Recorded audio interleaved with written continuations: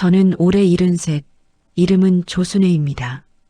평생 밥하고 가족 챙기며 살았는데 요즘 들어선 밥 한 끼가 이렇게 허무한 날이 많아요. 오늘 아침에도 부엌불을 켰습니다. 손끝이 저릿저릿하지만 냄비에 들기름을 두르고 멸치를 볶는 일은 여전히 제 하루의 시작이었어요. 딱 이 맛이지. 스스로 중얼거리며 멸치볶음에 간장을 조금 더 넣었어요. 지은이가 짜다고 할 게 뻔하지만 그래도 이건 제 입맛이니까요. 정성껏 만든 음식 냄새가 부엌 가득 퍼지면 그게 제겐 행복이었거든요. 점심 무렵 지은이가 퇴근하듯 들어왔습니다. 손에는 쇼핑백, 얼굴엔 화장이 희미하게 남아 있었죠. 어머니, 반찬하셨어요? 응, 멸치볶음이랑 장조림 했어. 조금 짜니까 밥이랑 꼭 같이 먹어. 지은이는 미소를 지었지만 눈빛은 식탁이 아니라 휴대폰을 향했어요. 그녀는 냉장고 문을 열고 반찬통을 꺼냈습니다. 이거 친정에 좀 드려야겠어요. 지난번에 맛있다고 하셔서요. 그래, 그럼 드려라. 그 말을 하는데 입안이 말라붙는 느낌이었습니다. 내가 새벽 5시부터 손이 떨리며 만든 건데 그걸 한 입도 안 먹고 가져가는구나 싶었죠. 지은이는 별다른 말 없이 통을 쇼핑백에 담았습니다. 그 손놀림이 어찌나 익숙하던지 마치 오래전부터 그래왔던 사람 같았어요. 그녀가 나간 뒤 부엌에는 고요함만 남았습니다. 식탁 위엔 젓가락 하나가 빗둘게 놓여 있었고 냄비에 묻은 장조림 간장이 마르며 검게 굳어갔습니다. 그걸 바라보는데 이상하게도 마음이 허전했어요. 아무도 앉지 않은 식탁, 식지 않은 밥 한 그릇, 그리고 조용한 부엌. 이 세 가지가 내 하루의 풍경이 되어버린 게 문득 서글펐습니다. 창밖을 보니 햇살이 따뜻했어요. 하지만 그 따뜻함이 마음속엔 닿지 않았습니다. 그날 밤 잠자리에 들며 혼잣말로 중얼거렸죠. 정성은 참 이상해요. 나눌수록 줄어드는 게 아니라 받지 못할 때만 서럽게 남아요. 다음 날 아침 부엌엔 커피 향이 먼저 퍼졌습니다. 지은이가 먼저 일어나 커피 머신을 돌리고 있었어요. 나는 부엌 문턱에 서서 잠시 그 모습을 바라봤습니다. 고개를 살짝 숙인 채 머리카락을 정리하던 모습, 아침 햇살에 반사된 잔머리가 은빛처럼 빛났죠. 예뻤어요. 정말 예뻤는데 이상하게도 그 등 뒤가 낯설게 느껴졌습니다. 지은아, 어제 친정에 반찬 드렸다고 했지? 내가 조심스레 묻자 지은이는 커피를 한 모금 마시며 짧게 대답했습니다. 네. 어머니가 너무 좋아하시더라고요. 저보고 효녀래요. 그 말에 순간 손이 멈췄습니다. 효녀라니 그 말이 왜 그렇게 묘하게 들렸을까요? 내 정성으로 만든 음식이 다른 집에서 칭찬받는 게 이상하게 자랑스럽지 않았어요. 그래, 잘했네. 그렇게 말했지만 목이 꽉 막혀 있었습니다. 내 말이 공기 중에서 바로 흩어져 버리는 느낌이었어요. 지은이는 컵을 씻으며 덧붙였습니다. 요즘 어머니는 손 안 다치세요? 그날 칼질하시다 베이셨잖아요. 응, 괜찮아. 이젠 익숙하지. 그럼 다행이에요. 나중에 시간 나면 주방 정리 좀 같이 해야겠어요. 이런 거 오래된 거 많잖아요. 그녀의 말투는 상냥했지만 그 속엔 치워야 할 대상처럼 들렸습니다. 그 대상이 혹시 나 자신인 것 같아서 그 순간 가슴이 서늘하게 식었죠. 그녀가 나가고 나니 부엌은 조용했습니다. 싱크대 위엔 물방울이 맺혀 있었고 그 아래 내 그림자가 일그러져 있었어요. 컵을 닦다 문득 생각했습니다. 나는 언제부터 이 집의 주인이 아니라 손님이 되어버린 걸까? 그날 오후 민수가 퇴근해서 들어왔습니다. 엄마, 오늘은 일찍 주무세요. 지은이 피곤해서 일찍 잘 거예요. 그래. 짧은 대답 뒤로 아무 말도 이어지지 않았습니다. 방 안불을 끄고 누웠는데 지은이가 웃으며 전화를 받는 소리가 희미하게 들렸어요. 엄마, 어머니 된장찌개 맛있었대요. 다음에 또 좀 가져갈게요. 그 말이 귀에 맴돌았습니다. 또 가져갈게요. 그 순간 내 마음 어딘가에서 따뜻했던 정이 조용히 식어가는 소리를 들었습니다. 다음 날 오후 햇빛이 부엌 창문을 반쯤 가리고 있었습니다. 나는 밥을 짓다가 문득 냉장고 문을 열었어요. 안에는 반쯤 남은 반찬통들이 가지런히 놓여 있었죠. 콩자반, 오이 무침, 미역 줄기볶음. 그중 어느 것도 손이 닿은 흔적이 없었습니다. 뚜껑에 서린 물방울을 닦으며 중얼거렸습니다. 이놈의 반찬들은 나보다 오래 있네.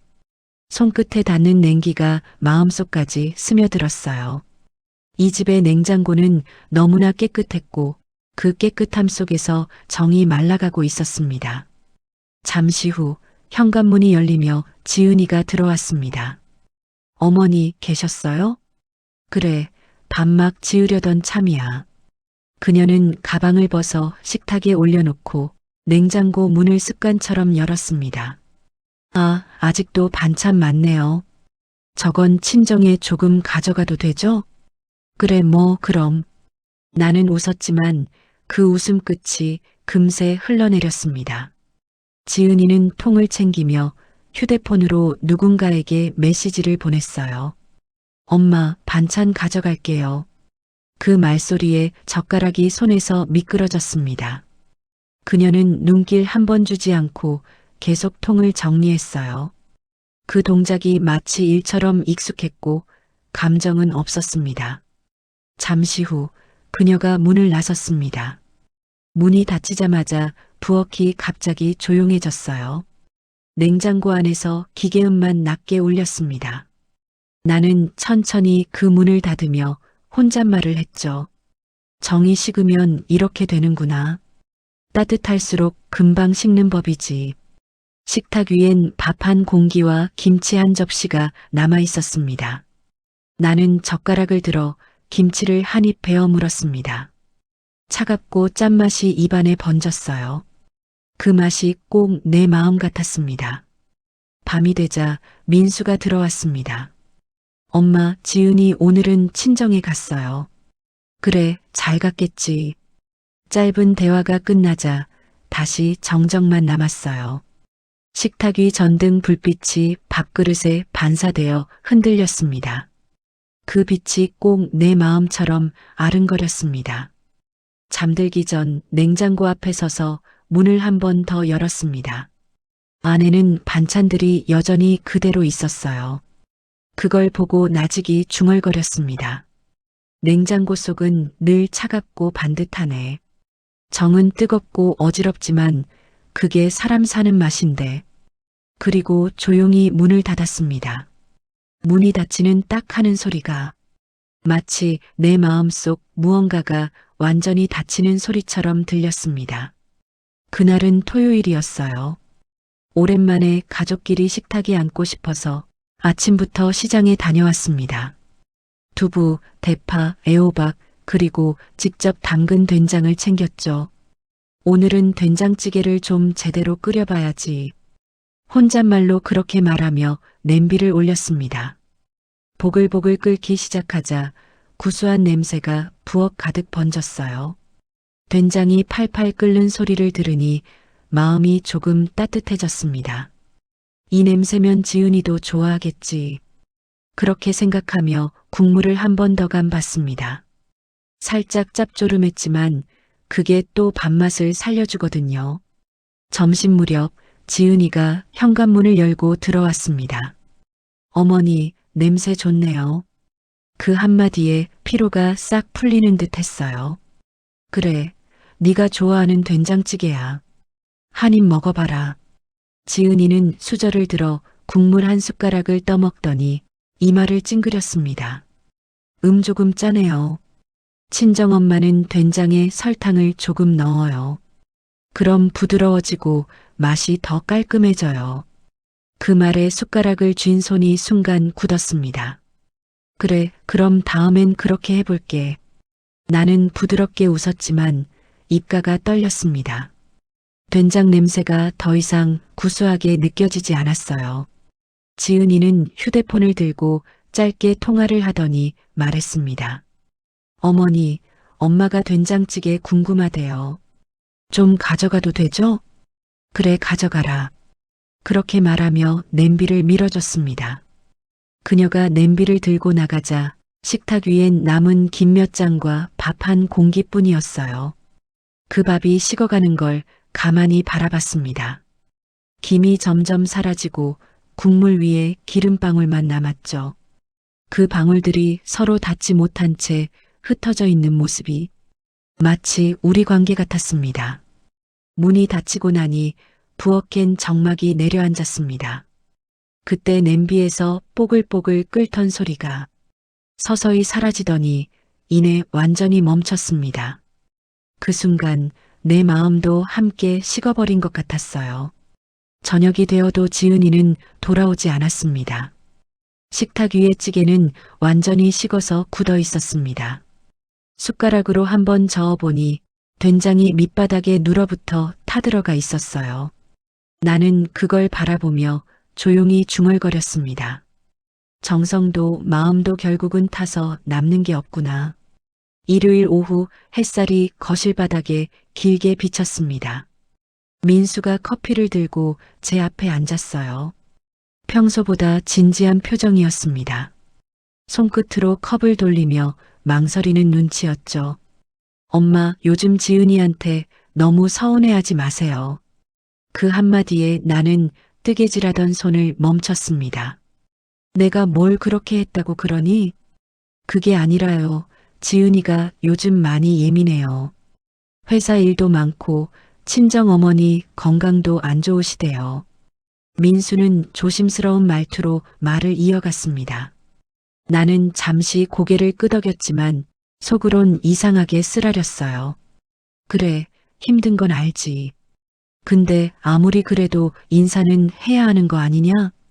차 사줬을 땐 고맙다는 말 한마디 없더라. 민수는 고개를 숙이며 컵을 쥔 손을 꼭 잡았습니다. 엄마, 그때도 고맙다고 했대요. 그냥 엄마가 못 들으신 거예요. 그 말에 웃음이 새어나왔습니다. 그래, 그랬을 수도 있지. 하지만 웃음 끝은 금세 마르고 말았어요. 잠시 후 지은이가 방에서 나왔습니다. 헐렁한 티셔츠에 머리는 헝클어져 있었죠. 무슨 얘기하세요? 그냥 이런저런 얘기했어. 민수가 얼른 웃으며 말을 돌렸습니다. 나는 그 웃음 속의 어색함을 알아챘습니다. 지은아, 점심으로 김치전 부쳤는데 같이 먹자. 아, 어머니, 저 밀가루 안 먹어요. 다이어트 중이에요. 그녀는 짧게 말하고 다시 방으로 들어갔습니다. 문이 닫히는 소리가 유난히 크게 울렸어요. 민수는 한숨을 내쉬며 자리에서 일어났습니다. 엄마, 지은이 나쁜 뜻 아니에요. 그냥 표현이 서툴러서 그래요. 나는 고개를 끄덕였지만 마음은 이미 굳어 있었습니다. 표현이 서툴면 마음이라도 따뜻해야지. 그 말이 방 안 공기에 흩어졌습니다. 민수가 문 밖으로 나간 뒤 나는 식탁 위 김치전을 바라봤습니다. 김이 사라지고 식은 전이 접시에 달라붙어 있었습니다. 그걸 젓가락으로 떼어내며 혼잣말을 했어요. 이 집도 이제 식어버린 정 같네. 처음엔 바삭했는데 이젠 눌어붙어서 떼어지질 않아. 거실 시계 초침이 또박또박 울렸습니다. 그 소리가 유난히 크게 들리던 날이었어요. 그리고 그날 이후 우리 셋은 같은 집에 살면서도 서로의 얼굴을 보기 힘들어졌습니다. 그날 이후 집안은 이상하리만큼 조용해졌습니다. 부엌에서는 물 끓는 소리만 들리고 식탁엔 늘 밥 2그릇이 남았어요. 하나는 내 것, 하나는 지은이의 자리였죠. 그녀는 늘 말없이 나가고 나는 말없이 밥을 치웠습니다. 아침마다 같은 풍경이 반복됐습니다. 지은아, 밥은 먹고 가야지. 괜찮아요. 회사에서 간단히 먹을게요. 그 말이 입에서 자동처럼 나왔고 그 대답도 늘 같았습니다. 짧은 대화, 얇은 미소, 그리고 긴 침묵. 그게 우리의 하루였습니다. 어느 날은 이런 일도 있었습니다. 내가 반찬통을 꺼내다 손을 베었어요. 칼끝이 스쳤는데 피가 꽤 났습니다. 손수건으로 감으며 지은을 불렀죠. 지은아, 혹시 밴드 좀 있니? 아, 네. 잠시만요. 그녀는 서랍을 뒤지다 밴드 하나를 건네줬습니다. 그 순간 잠깐 눈이 마주쳤지만 그녀는 바로 시선을 돌렸어요. 괜찮으시죠? 조심하세요. 그리고는 곧 방으로 들어갔습니다. 문 닫히는 소리가 나지막했지만 그 소리가 유난히 멀게 느껴졌습니다. 그날 밤 민수는 늦게 들어왔습니다. 엄마, 지은이 요즘 회사 힘들대요. 그냥 좀 이해해 주세요. 그 말도 이제는 낯설지 않았어요. 그래, 알았다. 나는 짧게 대답했지만 속으로는 이렇게 중얼거렸습니다. 이해는 하는데 마음이 자꾸 식어가네. 창밖으로는 봄비가 내리고 있었습니다. 빗방울이 유리창에 닿을 때마다 둔탁한 소리가 났어요. 그 소리가 내 심장 박동처럼 느려졌습니다. 지은이 방 불빛이 커튼 틈으로 새어나왔고 나는 그 빛을 바라보며 조용히 밥상을 닦았습니다. 식탁 위엔 아무도 손대지 않은 반찬들이 하루하루 모양을 바꾸며 남아 있었습니다. 색이 바래고 냄새가 변하고 결국엔 버려졌죠. 정이 식는다는 게 아마 이런 거겠지 싶었습니다. 뜨거웠던 마음이 냉장고 속 반찬처럼 변해버리는 거요. 그날 밤 나는 일기장에 짧게 적었습니다. 오늘도 말 한마디 못했다. 사람 사이엔 소리보다 침묵이 더 무겁다. 비가 부슬부슬 내리던 날이었습니다. 창밖은 잿빛이었고 부엌에선 따뜻한 국물 냄새가 희미하게 퍼지고 있었어요. 나는 무심코 식탁 위 서류 봉투를 발견했습니다. 뭐지? 하고 열어보니 부동산 서류 복사본이 들어 있었습니다. 그때 지은이가 방에서 나왔어요. 어머니, 그거 민수랑 제가 상담받은 거예요. 그녀의 목소리가 조금 떨렸지만 눈빛은 단단했습니다. 상담이라니? 저희가 이제 따로 살아보려고요. 집도 알아보고 있어요. 순간 식탁 위에 있던 젓가락이 손에서 떨어졌습니다. 따로 산다니 무슨 말이니, 지은아? 그게요, 어머니. 민수도 그렇고 저도 그렇고 요즘 서로 너무 예민해서요. 각자 공간이 필요하다고 생각했어요. 그녀의 말이 귓가를 스쳤지만 제대로 들리지 않았습니다. 손끝이 차갑게 식어가는 게 느껴졌어요. 그래, 그런데 이 서류는 왜 내 이름이 들어있지? 지은이는 잠시 숨을 고르고 말했습니다. 어머니 명의로 된 집 중 하나를 저희 앞으로 바꾸면 좋을 것 같아요. 대출이 안 나와서요. 잠깐 이름만 옮기면 돼요. 그 말을 듣는 순간 머리 위로 천둥이 울린 것처럼 세상이 뿌옇게 흔들렸습니다. 지은아, 그건 좀. 내 목소리가 떨렸습니다.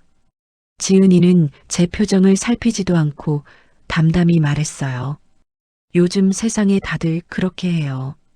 나중에 다시 돌려드리면 되잖아요. 그녀의 말끝은 매끄럽고 계산적이었어요. 그 안엔 정이 아닌 논리가 있었습니다.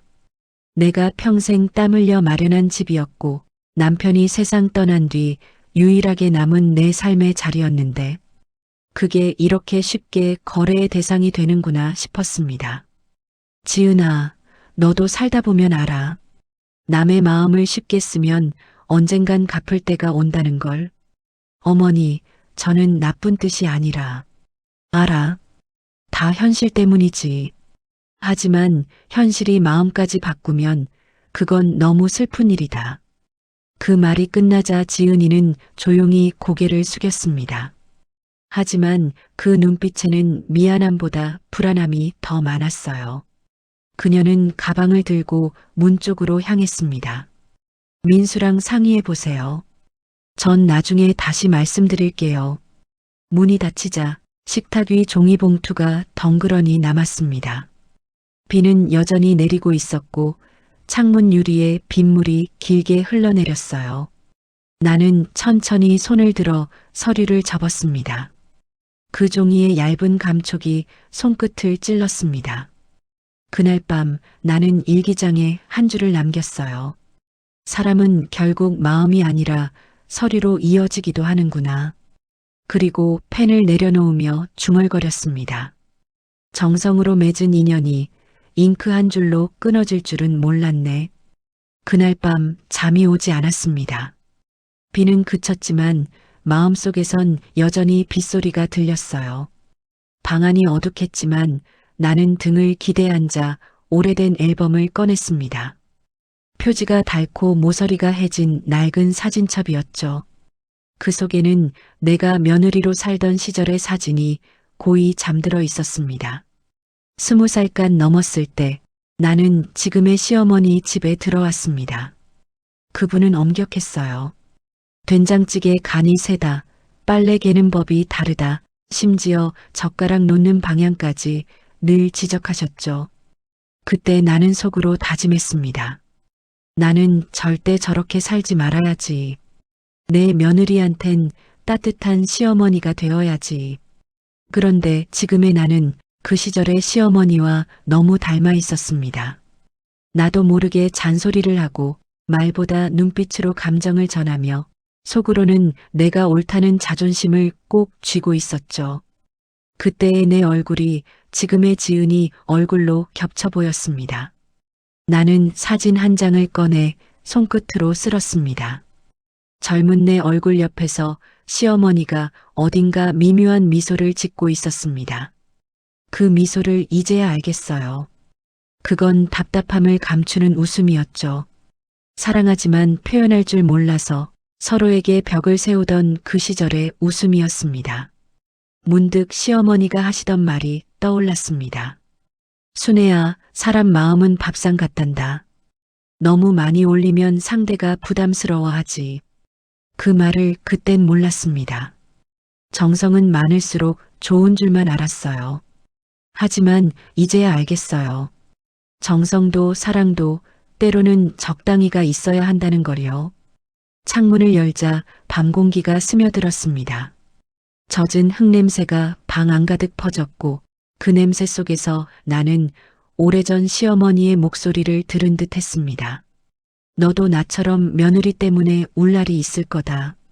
그 말이 그땐 서운했지만 지금은 위로처럼 들렸습니다. 나는 조용히 앨범을 덮었습니다. 그리고 작은 목소리로 중얼거렸습니다. 어머니, 제가 이제야 조금 알 것 같아요. 그때의 당신 마음을요. 미움 속에도 사랑이 숨어 있었던 걸요. 불을 끄고 눕자 창문 틈새로 달빛이 스며들었습니다. 그 달빛이 내 얼굴을 비추는데 이상하게도 마음이 조금은 편안했습니다. 세대가 달라도 상처는 결국 같은 자리에서 시작되고 또 같은 자리에서 아물어 간다는 걸 그제야 깨달았거든요. 며칠이 지나고 집안의 공기가 묘하게 변했습니다. 지은이는 여전히 늦게 들어왔고 민수는 퇴근해도 말수가 적었어요. 부엌의 시계는 같은 자리를 맴도는 초침 소리만 냈습니다. 그 반복적인 딸깍 소리가 내 가슴을 계속 건드렸습니다. 그날 저녁 민수가 먼저 말을 꺼냈습니다. 엄마, 잠깐 얘기 좀 해요. 그의 얼굴에는 피로와 고민이 동시에 묻어 있었어요. 나는 식탁에 앉아 국그릇을 밀며 고개를 들었습니다. 왜 그러니? 무슨 일 있니? 지은이랑 잠깐 떨어져 지내는 게 좋을 것 같아요. 그 말에 숟가락이 손끝에서 떨어졌습니다. 떨어져 산다는 말이 그렇게 냉정하게 들릴 줄 몰랐어요. 무슨 소리니, 민수야? 요즘 서로 너무 예민해서요. 지은이도 마음이 많이 상했고 저도 힘들어요. 엄마도 지은이랑 부딪히시니까 잠시 거리를 두는 게 나을 것 같아요. 나는 한동안 아무 말도 할 수 없었습니다. 식탁 위 반찬들을 바라보다가 천천히 입을 열었어요. 그럼 너희 둘이 편하려면 내가 나가야 하겠구나? 민수는 당황한 듯 고개를 저었습니다. 아니요, 그런 뜻이 아니라 지은이가 요즘 엄마 눈치 많이 본대요. 자꾸 비교당하는 기분이 든다고. 그 말에 가슴이 쿵 내려앉았습니다. 눈치라니, 비교라니. 나는 단 한 번도 그런 의도로 말을 한 적이 없었는데요. 그저 함께 밥 먹고 웃고 싶었던 것 뿐이었어요. 민수야, 나는 내 아내를 미워한 적이 없어. 다만 사랑받고 싶었던 거야. 그 애한테, 그리고 너한테도. 그 말을 하는데 목이 메어왔습니다. 민수는 아무 대답도 하지 않았습니다. 그저 조용히 한숨을 쉬며 식탁을 내려다봤어요. 식탁 위 국그릇에 떠있는 기름방울이 서로 닿지 못한 채 떠 있었습니다. 그 모습이 꼭 우리 셋 같았어요. 같은 식탁에 앉아 있으면서도 마음은 제각각. 그래, 알았다. 너희가 편하겠다는데 내가 뭐라 하겠니? 나는 억지로 미소를 지으며 자리를 일어섰습니다.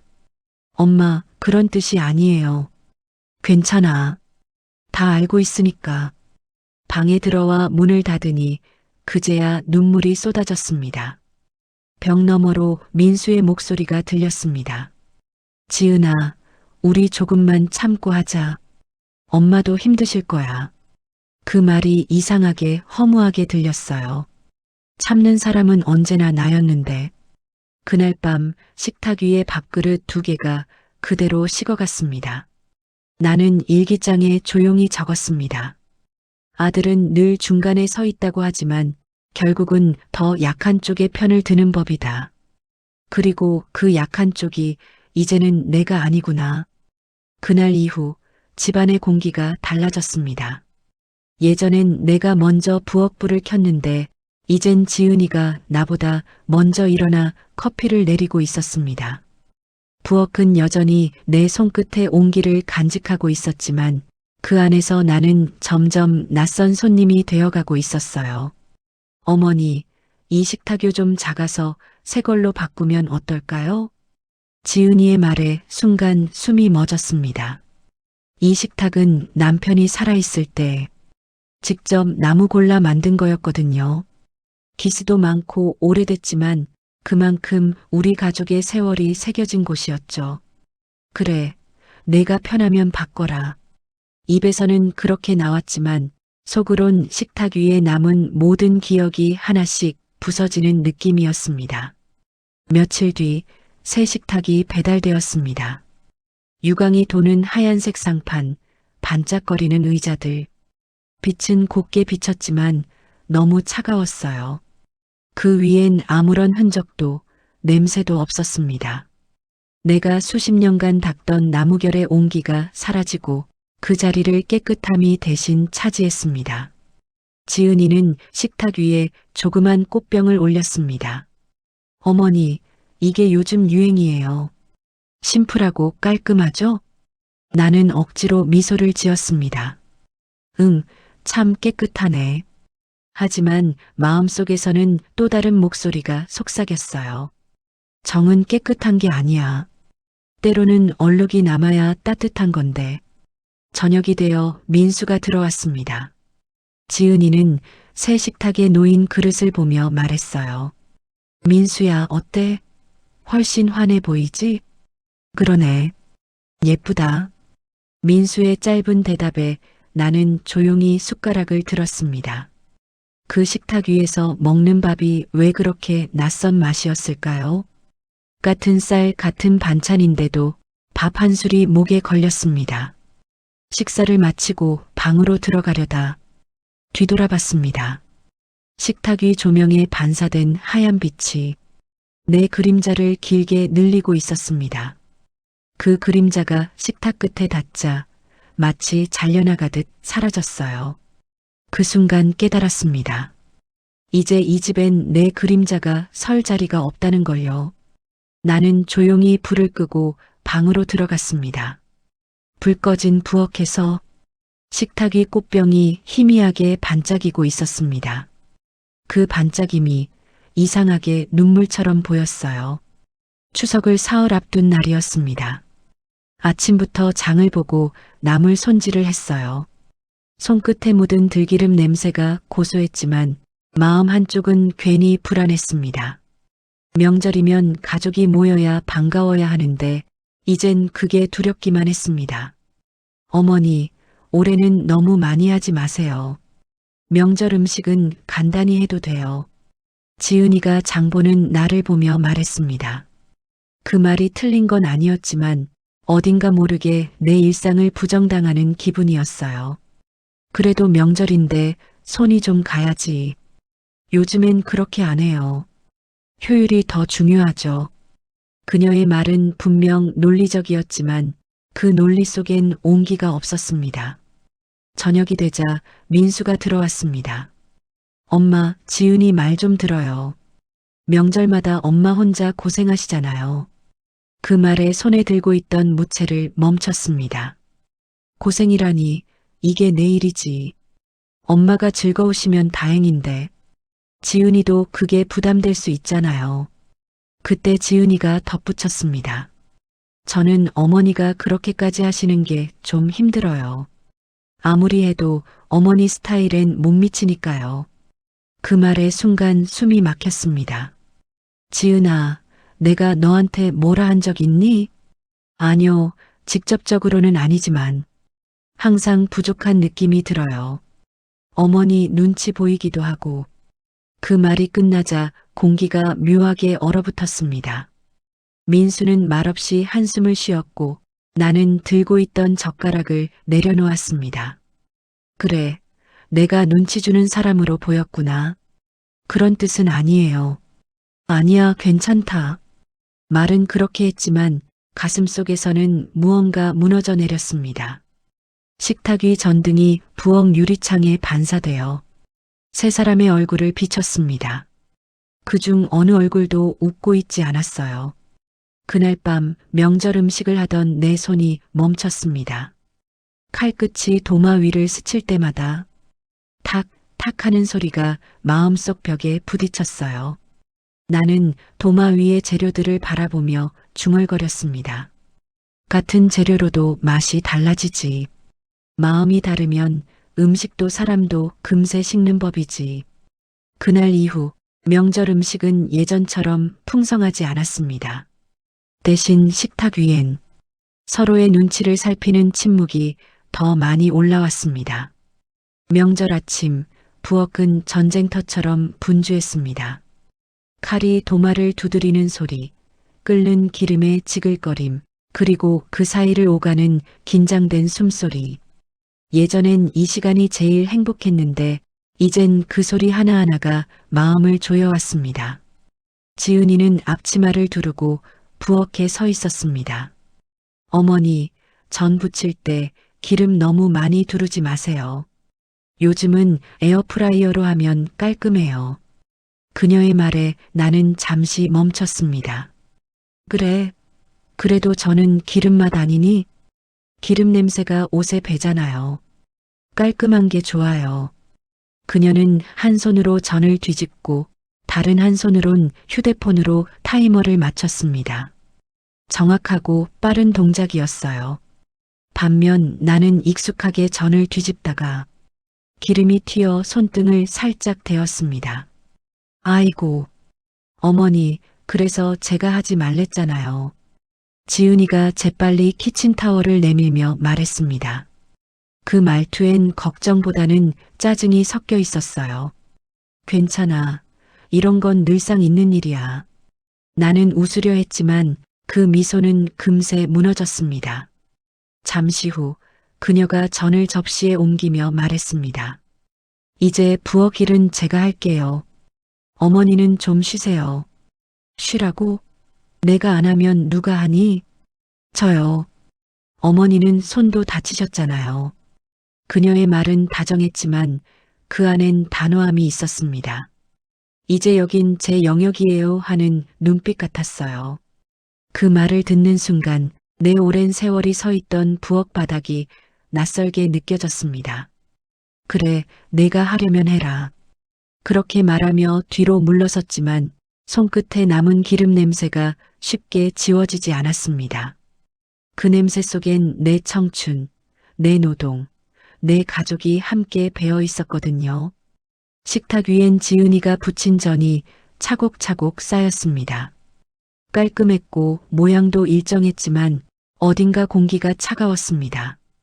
그 전 위에는 온기가 아닌 완벽함이 얹혀 있었어요. 나는 그 모습을 바라보다 살짝 떨리는 목소리로 말했습니다. 지은아, 저는 모양보다 냄새가 더 중요해. 기름 냄새가 좀 나야 사람 사는 냄새지. 그녀는 짧게 웃으며 대답했습니다. 요즘은 탈기름 시대예요, 어머니. 그 말에 아무 대꾸도 하지 못했습니다. 그저 도마 옆에 놓인 내 앞치마를 바라보았죠. 기름 얼룩이 점점 말라가며 색이 변하고 있었습니다. 그 얼룩이 꼭 내 마음 같았습니다. 아직 따뜻하지만 곧 식어버릴 온기 하나 붙잡고 있는 그런 마음. 명절이 끝난 다음 날, 집은 거짓말처럼 조용했습니다. 기름 냄새는 사라지고 부엌엔 전 몇 장이 접시 위에 식어 있었습니다. 나는 그걸 랩에 싸며 혼잣말을 했어요. 이 냄새라도 오래 남았으면 좋겠구나. 민수는 출근을 했고 지은이는 짐을 싸서 잠시 친정에 다녀오겠다고 했습니다. 어머니, 며칠 뒤에 올게요. 그녀는 그렇게 말하고 문을 닫았습니다. 남겨진 건 정막뿐이었어요. 점심 무렵 부엌 탁자 위에 놓인 노란 메모지가 눈에 들어왔습니다. 엄마께 민수의 글씨였습니다. 나는 천천히 그 쪽지를 펼쳤습니다.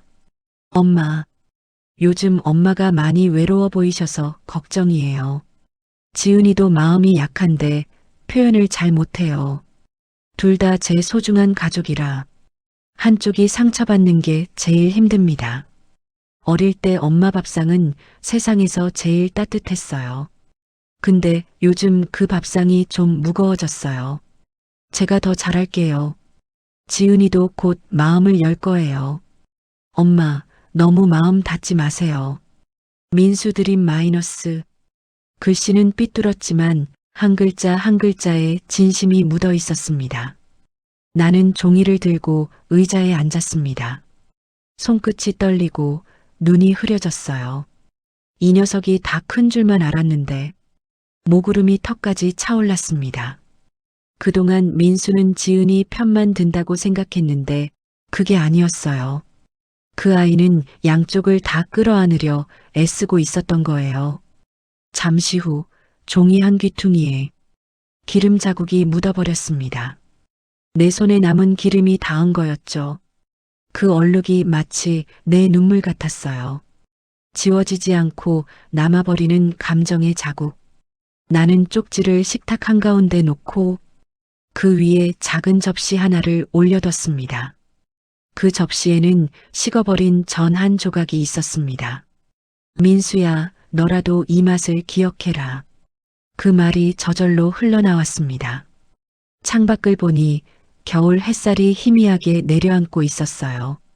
그 빛이 쪽지 위에 닿자 글자들이 조금 따뜻하게 빛났습니다. 마치 아들이 내 마음을 살짝 감싸주는 듯 했어요. 그날 밤 나는 일기장에 짧게 적었습니다. 자식의 말은 늦게 오지만 그 늦음 속엔 진심이 담겨 있다. 그리고 오랜만에 부엌 불을 껐습니다. 그 불빛이 꺼지자마자 이상하게 마음속 어둠이 조금은 가벼워졌어요. 며칠 뒤 낮에는 햇살이 부드럽게 들어오고 있었습니다. 부엌 창문을 열자 겨울 공기 속에서도 약간의 봄 기운이 느껴졌죠. 그때 초인종이 울렸습니다. 띵동. 문을 열자 낯익은 얼굴이 서 있었습니다. 지은이의 친정어머니, 단정한 코트 차림에 따뜻한 미소를 지은 모습이었어요. 어머니, 갑자기 찾아뵈어서 죄송해요. 그녀의 말투는 부드러웠지만 어딘가 단단한 울림이 있었습니다. 아니에요. 어서 들어오세요. 나는 조심스럽게 미소를 지으며 자리를 내어드렸습니다. 그녀는 작은 선물 꾸러미를 내밀며 말했어요. 이거 저희 집에서 담근 김치예요. 지은이가 어릴 때부터 이걸 제일 좋아했거든요. 그 말을 듣자 며칠 전 지은이가 내 된장찌개를 짜다고 하던 순간이 머릿속을 스쳤습니다. 친정 엄마 김치, 친정 된장, 친정 맛. 내 음식은 언제나 그 다음이었죠. 감사해요. 이렇게까지 안 하셔도 되는데. 아니에요, 어머니. 요즘 지은이가 많이 힘들어 하더라고요. 시댁에서도 회사에서도. 그래서 그냥 좀 도와드리고 싶었어요. 그녀는 식탁 위를 천천히 둘러봤습니다. 그 눈빛엔 따뜻함도 있었지만 그 따뜻함이 어쩐지 나를 밀어내는 듯 느껴졌습니다. 지은이가 마음은 여린 아이예요. 표현을 못해서 그렇지 어머니 좋아하는 거 저도 알아요. 그 말에 나는 잠시 웃었습니다. 그럼 다행이네요. 저도 나쁜 마음은 없어요. 다만 좀 서운했을 뿐이죠. 그녀는 고개를 끄덕이며 조용히 제 손을 잡았습니다. 우리 둘 다 며느리였잖아요. 그때 얼마나 답답했는지 서로 알죠? 그 한마디에 마음 한쪽이 쿡 찔렸습니다. 맞아요. 그때 저도 시어머니한테 많이 미웠죠. 그렇죠. 근데 그 시절엔 다들 자기 방식밖에 몰랐잖아요. 이젠 우리 세대가 달라져야죠. 그녀의 말은 옳았습니다. 하지만 이상하게 그 말이 나를 조금 아프게 했어요. 달라져야 한다는 말은 내 방식이 틀렸다는 뜻이기도 하니까요. 그녀가 돌아간 뒤 식탁 위 김치통을 열었습니다. 새빨간 양념 냄새가 확 퍼졌습니다. 그 향이 강했고 생생했어요. 나는 젓가락으로 한 조각을 집어먹었습니다. 아삭 소리와 함께 짠맛이 입안에 퍼졌습니다. 그 맛은 분명 좋았지만 이상하게도 내 손으로 담근 김치보다 훨씬 낯선 맛이었습니다. 나는 조용히 혼잣말했습니다. 김치 맛이 다르고 마음 맛도 다르구나. 근데 왜 나는 자꾸 내 맛이 틀렸다고 느껴질까? 그날 밤 냉장고 문을 열 때마다 친정 김치 냄새가 진동했습니다. 그 냄새는 맛있었지만 내 마음에선 어쩐지 서늘한 바람이 불었습니다. 이틀 뒤 저녁 현관문이 조용히 열렸습니다. 익숙한 구두 소리가 복도 끝에서 들려왔죠. 지은이가 돌아왔습니다. 친정에 다녀왔다더니 얼굴빛이 한결 환해졌습니다. 피부도 좋아졌고 머리도 새로 손질한 듯 단정했어요. 어머니 다녀왔어요. 그녀의 목소리는 예전보다 밝았지만 그 속엔 어딘가 계산된 온기가 섞여 있었습니다. 그래, 잘 다녀왔니? 네, 엄마가 김치 보내셨죠? 드셨어요? 그녀는 미소 지으며 가방을 내려놓았습니다. 응, 아주 맛있더라. 내 친정 어머님 손맛이 좋으시네. 그쵸? 어머니도 그렇게 말씀하실 줄 알았어요. 그녀는 부엌으로 들어가 냉장고 문을 열었습니다. 안에는 여전히 그 김치가 한 통 가득 들어 있었죠. 어머니, 이건 좀 짜죠? 엄마가 다음엔 덜 짜게 담근다고 하셨어요. 그녀는 말끝마다 엄마를 붙였습니다. 그 말이 나쁜 뜻이 아님을 알면서도 이상하게 그 두 글자가 자꾸 내 마음을 긁었습니다. 나는 웃으며 물었습니다. 지은아, 거긴 따뜻했니? 네, 엄마가 제가 걱정된다고 하시더라고요. 저 요즘 힘들어 보였대요. 그녀는 그렇게 말하며 나를 향해 고개를 숙였습니다. 어머니, 그동안 제가 너무 예민했어요. 죄송해요. 그 한마디에 순간 마음이 흔들렸습니다. 드디어 내게 사과를 하는구나. 하지만 그녀의 다음 말은 그 여린 기대를 다시 내려앉게 만들었습니다. 그래서 엄마가요, 우리 둘이 좀 거리 두는 게 좋대요. 너무 붙어 있으면 오해도 생기니까요. 그녀의 말투는 공손했지만 그 안엔 거리두기라는 명확한 선이 느껴졌습니다. 그래, 내 엄마 말이 맞을 수도 있지. 내 목소리가 내 의지와 상관없이 떨렸습니다. 그녀는 미소를 지으며 말했어요. 이제부터는 제가 집안일은 알아서 할게요. 어머니는 그냥 쉬세요. 편하게요. 그 말은 당신의 시대는 끝났다는 선언처럼 들렸습니다. 그녀는 냉장고 속 반찬을 정리하며 내가 담가둔 멸치볶음과 콩자반을 작은 통에 옮겨 담더니 말했습니다. 이건 친정에 좀 가져가야겠어요. 엄마가 요즘 입맛이 없다 하셔서요. 그 순간 내 가슴 안쪽이 서늘하게 무너졌습니다. 또 친정, 또 엄마. 그녀가 문을 나서자 집안엔 고요가 내렸습니다.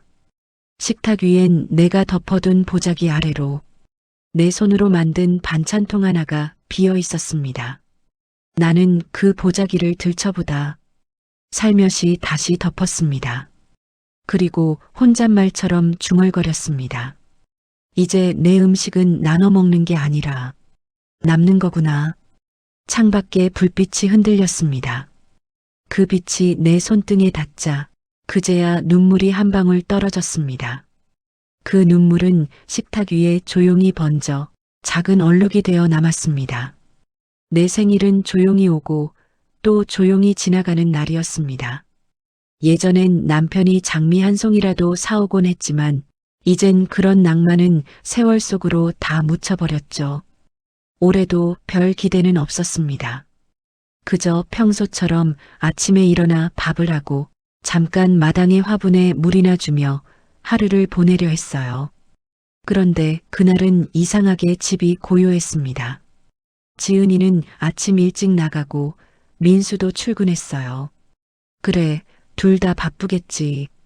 그렇게 생각하며 부엌 의자에 앉아 조용히 차를 마셨습니다. 찻잔에서 피어오르는 김이 허공으로 흩어질 때마다 마음 한쪽이 서늘하게 비워지는 느낌이었습니다. 해가 지고 어둑해질 무렵이었습니다. 현관문이 찰칵 열리더니 민수와 지은이가 함께 들어왔습니다. 두 사람 손에는 케이크 상자와 꽃다발이 들려 있었어요. 어머니, 생신 축하드려요. 그 소리에 순간 멍했습니다. 이게 뭐니? 서프라이즈요. 일부러 아무 말 안 했죠. 지은이가 환하게 웃으며 상자를 열었습니다. 작고 예쁜 케이크 위에 초가 5개 꽂혀 있었어요. 5개면 내 나이에 한 자릿수만 넣은 거야? 네, 숫자 맞추면 너무 많잖아요. 그녀는 장난스럽게 웃었지만 그 웃음이 어쩐지 가볍게 들렸습니다. 케이크를 자르기 전에 그녀가 휴대폰을 꺼내 들며 말했습니다. 어머니, 잠깐만요. 엄마한테 영상 통화할게요. 같이 축하해드리고 싶대요. 그 말에 나는 손이 멈췄습니다. 지은아, 굳이. 어머니, 인사만 하시면 돼요. 화면 속에는 지은이의 친정 어머니가 환하게 웃고 있었습니다. 어머님, 생신 축하드려요. 지은이가 얘기 많이 해요. 정 많으시고 음식도 잘하시다고. 그 말이 칭찬인 걸 알면서도 내 가슴은 이상하게 쿡 아팠습니다. 왜 내 생일에 내 집에서 내가 아니라 그분의 얼굴을 봐야 하는 걸까? 지은이는 아무렇지 않게 웃으며 케이크에 불을 붙였습니다. 자, 어머니, 소원 빌고 끄세요. 나는 천천히 눈을 감고 촛불의 따뜻한 기운을 느꼈습니다.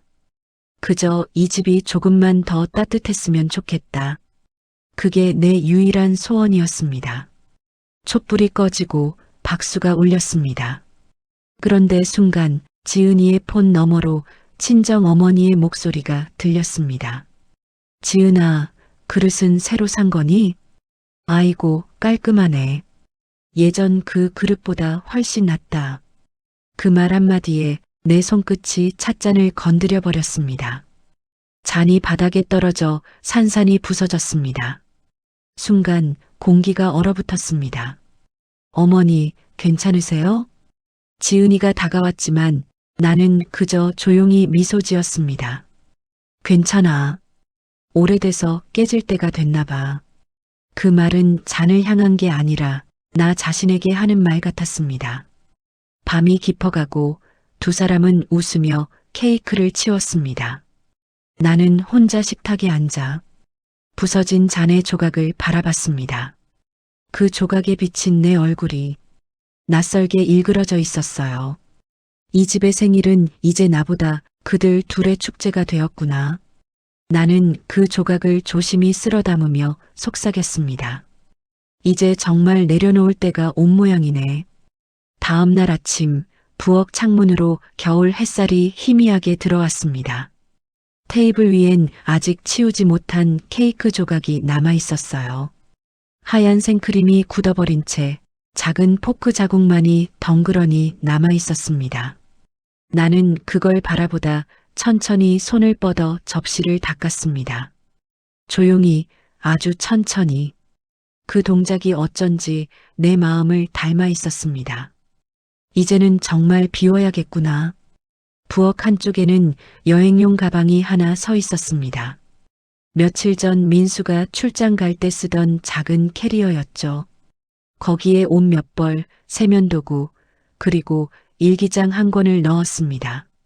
그 일기장은 내가 며느리와 함께 살기 시작한 날부터 써온 기록이었어요. 처음엔 행복하다는 말이 많았는데 이제는 괜찮다는 말이 더 많아졌습니다. 거실을 지나는데 벽 한켠에 걸린 가족 사진이 눈에 들어왔습니다. 남편이 살아있을 때 찍은 사진이었죠. 그때의 나는 활짝 웃고 있었고 민수는 그 옆에서 장난스럽게 어깨를 감싸 안고 있었습니다. 사진 속의 웃음이 내게 속삭이는 듯 했어요. 이제 너도 좀 쉬어라.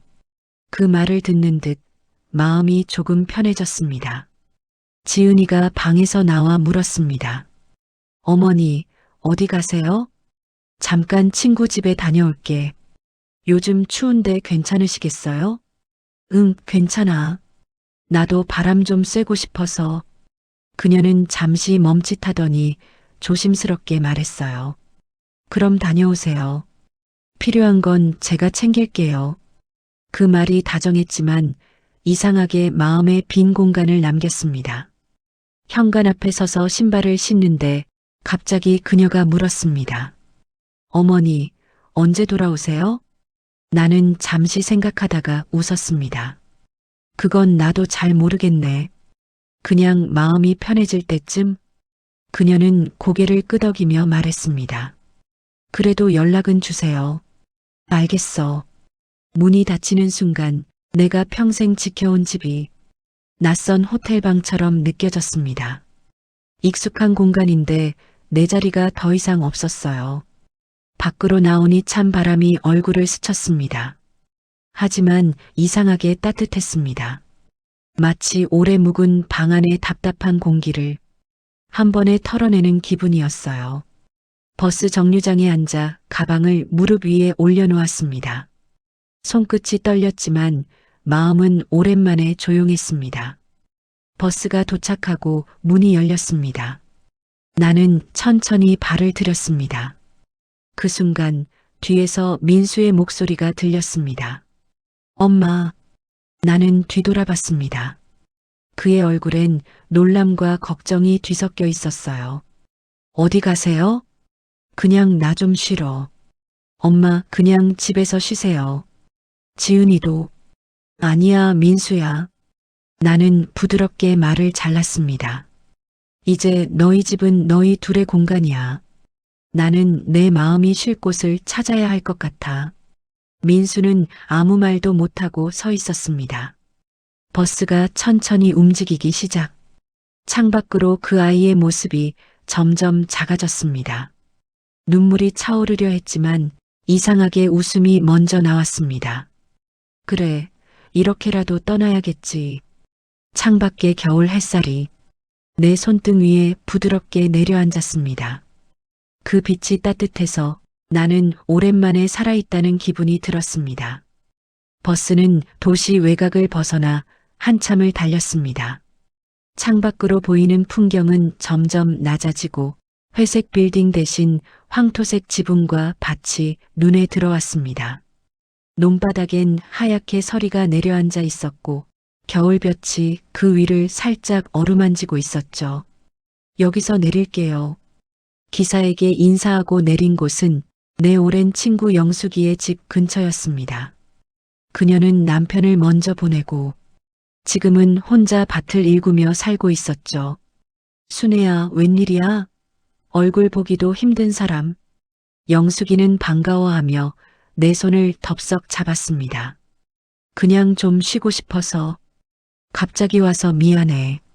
뭐가 미안해, 집 넓은데. 그동안 얼굴 못 봐서 서운했는데 잘 왔다. 그녀의 집은 작았지만 공기가 참 편했습니다. 아궁이에 불을 지피고 방 안엔 고구마 굽는 냄새가 퍼졌습니다. 그 향이 어릴 적 시절을 떠올리게 했습니다. 부모님이 살아계시던 그 시절, 나는 늘 이런 냄새 속에서 자랐죠. 도시살이 피곤하지? 응, 그냥 마음이 좀 복잡해. 며느리 때문이구나. 나는 놀라서 눈을 크게 떴습니다. 내가 말 안 했는데 어떻게 알아? 다 똑같지 뭐. 나도 옛날에 그랬어. 영숙이는 웃으며 고구마 껍질을 벗겼습니다. 그 김이 모락모락 피어올라 방 안에 따뜻한 김이 돌았습니다. 순애야, 사람 마음이란 게 그래. 가까울수록 부딪히고 멀어질수록 그리워져. 그녀의 말이 가슴에 잔잔히 스며들었습니다. 밤이 되자 나는 영숙이의 방 한켠에 이불을 폈습니다. 창문 밖으로는 별이 가득했어요. 도시에 불빛이 없으니 별들이 유난히 선명했습니다. 그 아래서 나는 오랜만에 숨을 깊게 들이마셨습니다. 그래, 이런 공기였지. 사람 냄새도 음식 냄새도 없는 그저 흙과 바람의 냄새. 그날 밤 나는 일기장에 이렇게 썼습니다. 사람이 집을 떠나야 비로소 집이 보인다. 그리고 마음이 식어야 다시 따뜻함의 의미를 안다. 이불 속에 들어가 눈을 감자 멀리서 개 짖는 소리와 바람 소리가 섞여 들렸습니다. 그 소리가 이상하게 위로가 되었습니다. 도시에서 들리지 않던 살아있는 소리였습니다. 그날 밤 나는 아주 오랜만에 깊고 평화로운 잠에 들었습니다. 아침 햇살이 이불 끝을 간지렸습니다. 닭이 울고 장독대 위엔 하얀 서리가 앉아 있었어요. 영숙이는 벌써 밖에서 된장 항아리 뚜껑을 열고 있었고 나는 부엌에 앉아 따뜻한 보리차를 마시고 있었습니다. 그 차의 구수한 향이 마음을 풀어주었죠. 순애야, 오늘은 뭐 할 거야? 그냥 편지 좀 써보려고. 지은이한테? 응. 영숙이는 조용히 미소 지었습니다. 그래, 잘 생각했어. 말로는 다 못 전하는 마음이 있잖아. 나는 종이와 펜을 꺼냈습니다. 글씨를 쓰려는데 손이 자꾸 떨렸습니다. 마음속엔 하고 싶은 말이 많았지만 무엇부터 써야 할지 몰랐습니다. 잠시 눈을 감고 지은이의 얼굴을 떠올렸습니다.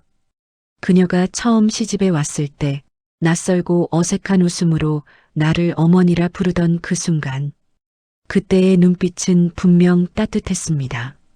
시간이 지나며 변한 건 아마 우리 둘 다였겠죠. 나는 천천히 펜을 움직였습니다. 지은아, 이 글을 쓸까 말까 망설이다가 그래도 마음속에 묵혀두면 병이 될 것 같아서 쓴다. 내가 처음 우리 집에 왔을 때 나는 내게서 내 딸의 얼굴을 봤단다. 그래서 더 잘해주고 싶었어. 근데 아마 그 마음이 내겐 부담으로 느껴졌을지도 모르겠다. 내가 간섭하고 지적하고 때로는 서운한 표정을 지은 건 너를 미워해서가 아니라 사랑하는 법을 잘 몰라서 그랬단다.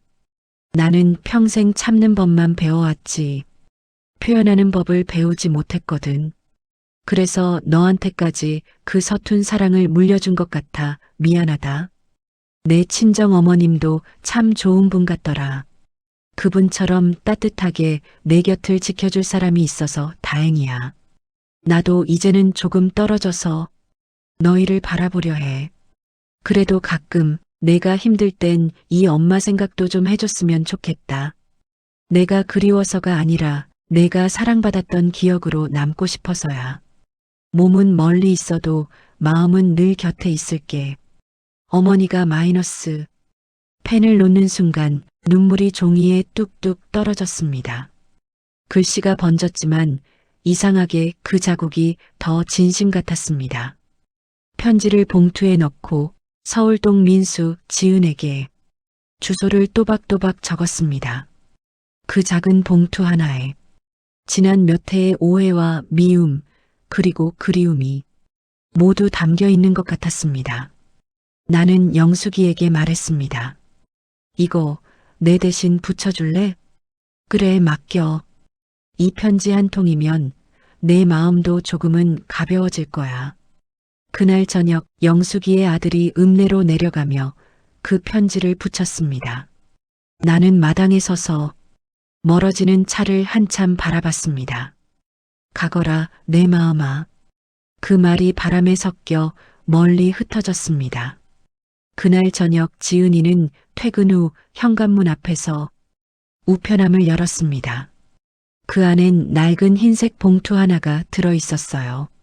모서리가 살짝 구겨져 있었고 앞면에는 낯익은 글씨체로 민수 지은에게라고 적혀 있었습니다.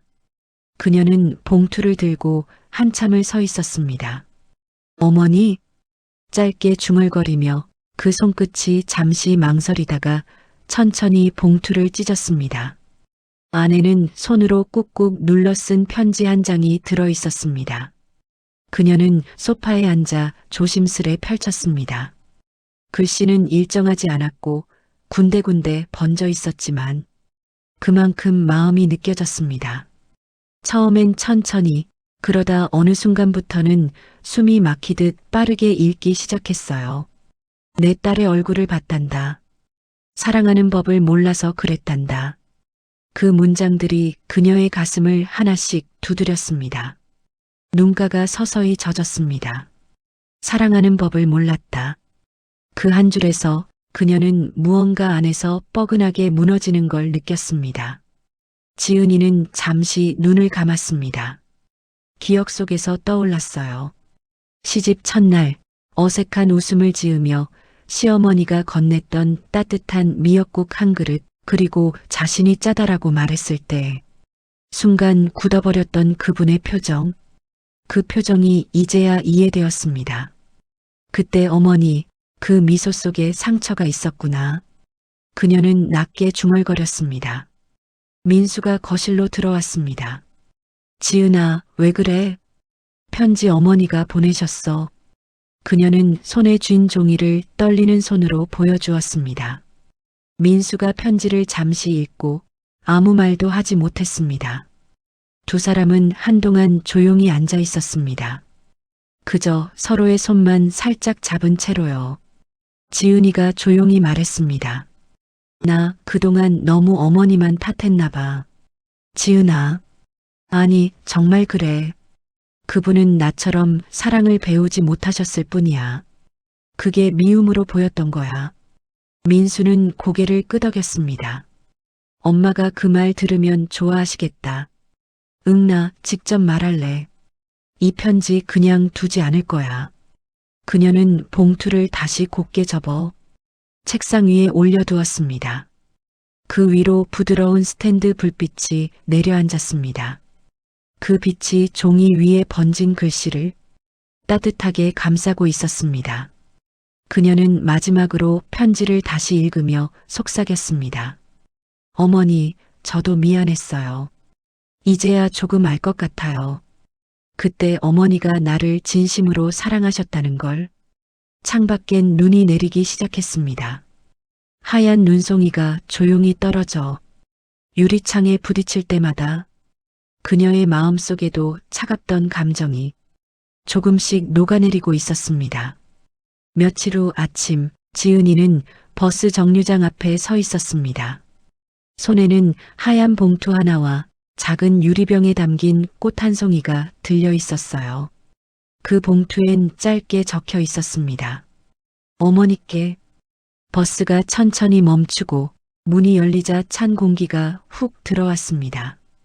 그녀는 깊게 숨을 들이마시며 마음을 다잡았습니다. 이번엔 꼭 제대로 말해야 해. 버스 창가에 앉은 그녀는 지나치는 풍경을 바라보며 조용히 중얼거렸습니다. 어머니가 있던 곳 그 조용한 마을. 한참을 달려 도착한 시골 마을은 도시와는 전혀 다른 공기를 품고 있었습니다. 겨울 햇살 아래 장독대들이 반짝이고 아궁이 연기가 천천히 하늘로 올라가고 있었죠. 그녀는 영숙이의 집 앞에 서 있었습니다. 대문은 반쯤 열려 있었고 안에서는 국물이 끓는 냄새가 났습니다. 계세요? 지은이가 조심스레 부르자 잠시 뒤 문이 열렸습니다. 지은이 왔구나. 영숙이가 반갑게 맞으며 말했습니다. 어머니는 방 안에 계셔. 아침부터 내 얘기하던데. 지은이는 천천히 안으로 들어섰습니다. 방문 앞에 서자 안에서 들려오는 익숙한 숨소리가 이상하게 따뜻하게 느껴졌습니다. 그녀는 문을 살짝 열었습니다. 어머니. 순애는 창가에 앉아 있었습니다. 햇살이 비스듬히 비추며 그녀의 머리카락 사이로 은빛이 흩어졌어요. 순애가 천천히 고개를 돌렸습니다. 지은아 왔구나. 그 말 한마디에 지은이의 눈이 금세 젖었습니다. 어머니, 편지 잘 받았어요. 그래 읽었구나. 네. 그리고 저도 드릴 게 있어요. 지은이는 조심스레 봉투를 내밀었습니다. 그 안에는 짧은 편지가 들어 있었어요. 어머니께.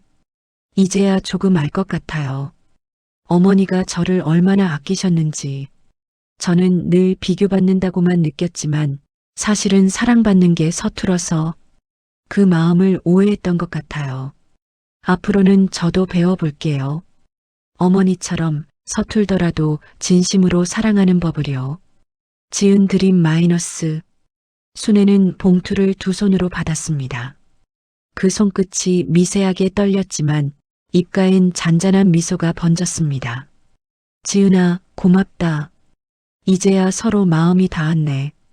지은이는 고개를 숙여 말했다. 어머니, 미안해요. 그리고 보고 싶었어요. 그 말에 순애의 눈가가 젖었습니다. 순애는 조용히 그녀의 손을 감쌌습니다. 그 손은 따뜻했고 부드러웠습니다. 그 온기가 오래도록 손끝에 남았습니다. 이제 됐다.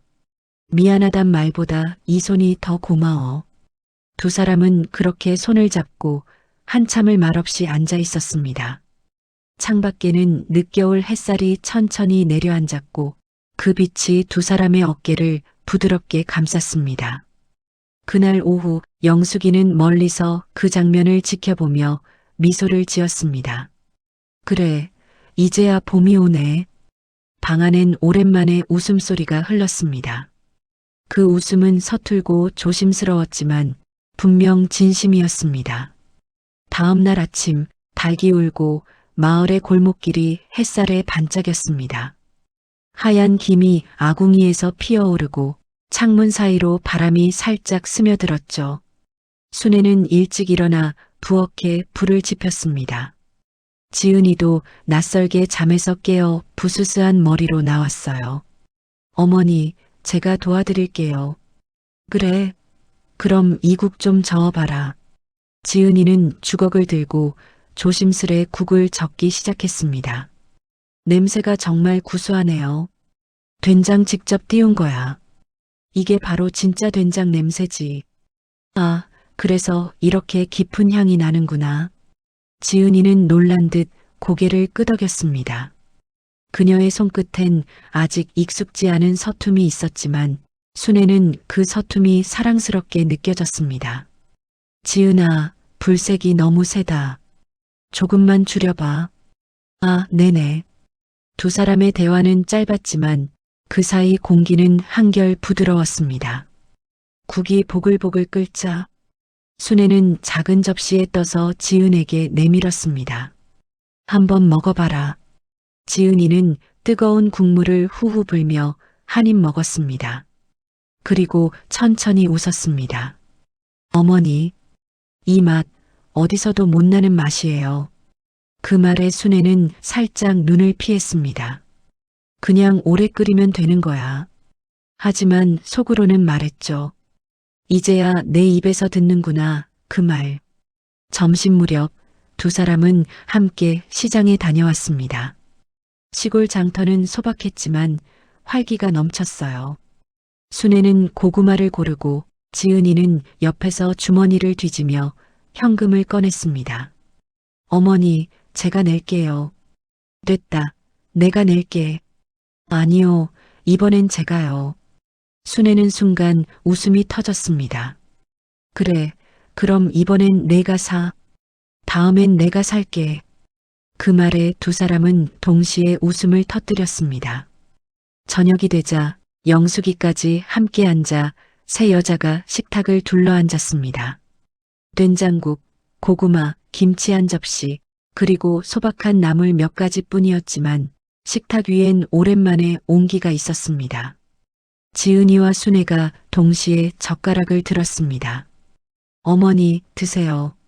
너 먼저 먹어. 아니요, 어머니 먼저요. 잠시의 실랑이 끝에 두 사람은 함께 웃었습니다. 그 웃음은 어색하지 않았고 진심으로 편안한 웃음이었습니다. 부엌의 불빛이 그 얼굴들을 부드럽게 비췄습니다. 식사가 끝나고 지은이는 설거지를 하며 말했습니다. 어머니, 다음엔 제가 된장 배워갈게요. 그래, 좋지. 된장은 기다림이야. 하루 만에 맛이 나는 게 아니거든. 사람 마음도 그렇겠네요. 지은이의 말에 순애가 고개를 끄덕였습니다. 맞다. 시간이 지나야 깊어지고 그제야 진짜 맛이 나지. 창밖엔 별이 떠 있었습니다. 그 별빛이 창문 유리에 부딪혀 부엌 안으로 들어왔습니다. 그 빛 속에서 두 사람의 모습이 비쳤습니다. 이제는 낯선이가 아니라 조용히 서로를 이해한 두 사람의 얼굴이었습니다. 며칠이 흘렀습니다. 시골의 공기는 여전히 차가웠지만 그 안에서 지은이의 마음은 이상할 만큼 따뜻해져 있었습니다.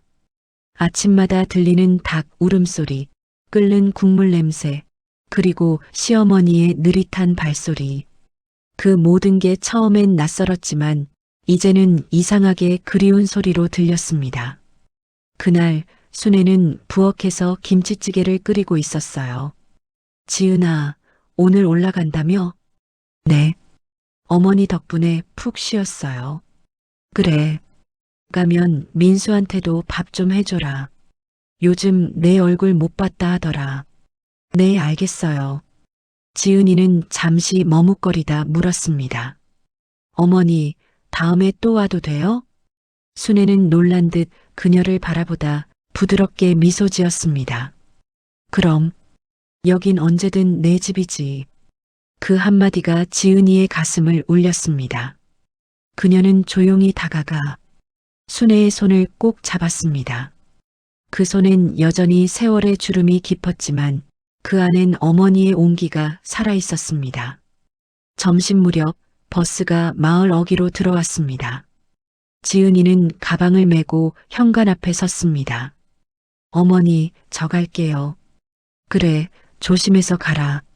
순애는 그녀의 손에 작은 보자기 하나를 쥐어주었습니다. 이건 뭐예요? 된장이야. 내가 배워가고 싶다 했잖니. 지은이는 보자기를 꼭 끌어안았습니다. 감사합니다, 어머니. 버스가 출발하자 창밖으로 순애의 모습이 점점 작아졌습니다. 그녀는 한 손을 흔들며 미소 짓고 있었죠. 그 모습이 눈물처럼 흐려졌습니다.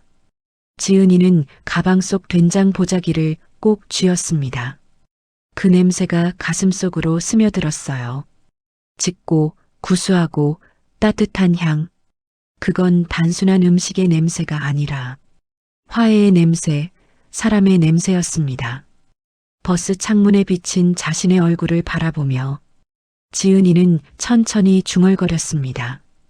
이제는 다르게 살고 싶어요. 어머니를 이해하면서 도시로 들어올수록 차창 밖의 풍경이 다시 회색으로 변했습니다. 그러나 이번엔 그 회색이 답답하지 않았습니다. 그녀의 마음속엔 여전히 시골의 햇살과 된장 냄새가 남아 있었으니까요. 버스가 멈추고 그녀는 천천히 일어나 내렸습니다. 하늘 위로 구름 사이에 햇살이 길게 내려앉았습니다. 그 빛 속에서 지은이는 조용히 미소를 지었습니다. 저녁 무렵 지은이는 조용히 현관문을 열었습니다. 도시는 여전히 분주했지만 그녀의 걸음은 이상하리만큼 느긋했습니다. 가방 안엔 시어머니가 건넨 된장 보자기가 고이 들어 있었죠. 민수야, 나왔어. 지은아, 이제야 오네. 민수가 반가운 얼굴로 다가왔습니다. 엄마는 잘 계시지? 응, 많이 편해 보셨어. 그리고 나한테 참 많은 걸 가르쳐 주셨어. 그녀는 짧게 대답했지만 그 속에는 수많은 감정이 숨어 있었습니다. 그날 밤 지은이는 부엌 불을 켰습니다. 한동안 서 있던 그 자리가 낯설게 느껴졌지만 이제는 그 낯설미 두렵지 않았습니다. 보자기를 풀자 짙은 향이 공기 중에 퍼졌습니다. 그건 시골 냄새이자 어머니의 냄새였습니다. 그녀는 냄비에 물을 붓고 된장을 한 숟가락 넣었습니다. 주걱으로 천천히 휘저으니 국물 위로 고소한 향이 피어올랐습니다. 민수가 주방으로 들어와 물었습니다. 오, 이 냄새 뭐야? 엄마가 끓이시던 된장찌개 냄새잖아. 응, 어머니가 직접 주신 거야. 지은아, 너 진짜 변했네. 그녀는 미소 지으며 고개를 끄덕였습니다. 응, 나도 이제 좀 알 것 같아.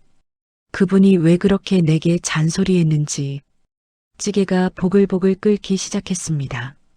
지은이는 국자를 들어 조심스레 맛을 봤습니다. 짭조름하지만 깊고 따뜻한 맛. 그건 처음 시어머니 집에서 먹었던 그 맛이었습니다. 그때는 몰랐던 그 진심이 이제야 혀끝에서 느껴졌습니다. 민수야, 밥 먹자. 식탁 위엔 단출한 반찬 몇 가지와 된장찌개 한 냄비뿐이었지만 공기는 오랜만에 따뜻했습니다. 민수가 한 숟가락 떠먹더니 고개를 끄덕였습니다. 진짜 맛있다. 엄마가 끓이신 것보다 비슷한데? 지은이가 웃으며 대답했습니다. 아니야, 난 아직 멀었어. 그분은 기다림의 맛을 아시잖아. 그녀는 식탁 위에 손을 올리고 조용히 눈을 감았습니다. 어머니, 저 이제야 조금은 알 것 같아요. 사람의 마음도 된장처럼 숙성되는 거네요. 그날 밤 식탁 위엔 따뜻한 김이 피어오르고 있었습니다. 그 김은 천천히 공중으로 흩어져 마치 시어머니에게 닿는 듯 했습니다. 그리고 그 순간 멀리 시골집 부엌에서도 수네가 같은 시간에 된장찌개를 끓이고 있었습니다. 그 냄새가 서로 다른 공간에서 피어올라 보이지 않는 하늘길 어딘가에서 조용히 만나고 있었습니다.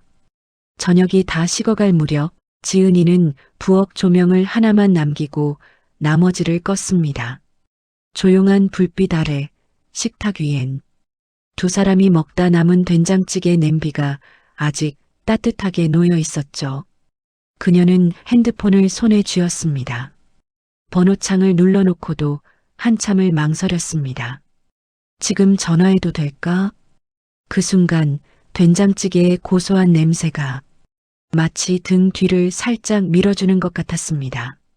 지은이는 조용히 통화 버튼을 눌렀습니다. 뚜뚜. 몇 번의 신호음 끝에 익숙한 목소리가 들렸습니다. 여보세요? 어머니 저예요, 지은이. 지은아? 순애의 목소리엔 살짝 놀람이 섞여 있었지만 이내 따뜻함이 번졌습니다. 저 오늘 된장찌개 끓였어요. 그래, 잘 됐네. 맛은 어땠니? 짭조름하고 향이 진했어요. 어머니 된장이랑 똑같은 냄새가 났어요. 그랬니 다행이다. 순애는 잠시 말을 멈췄습니다. 전화기 너머로 조용한 숨소리가 들렸습니다. 그 짧은 정적 속에서 지은이는 오래 묵은 미안함이 목끝까지 차올랐습니다. 어머니, 응? 그동안 제가 너무 몰랐어요. 어머니 마음도 사랑도 그리고 그 마음을 표현하는 법도요. 순애는 한동안 아무 말이 없었습니다. 그러다 아주 부드럽게 웃으며 말했습니다. 괜찮다, 지은아. 사람이란 게 원래 몰라야 배운다. 너도 나도 이제 조금 배운 거야. 지은이의 눈가가 젖었습니다. 어머니, 이제 다시 밥 같이 먹어요. 제가 된장찌개 끓일게요. 순애가 웃으며 대답했습니다. 그래, 그럼 내가 밥 지을게.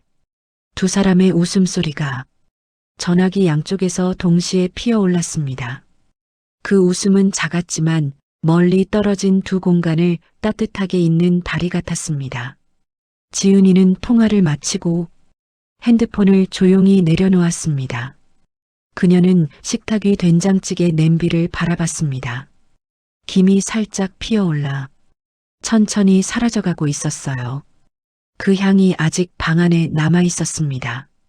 그건 단순한 음식의 냄새가 아니라 화해의 냄새, 그리움의 온기, 그리고 가족이 다시 이어진 향기였습니다.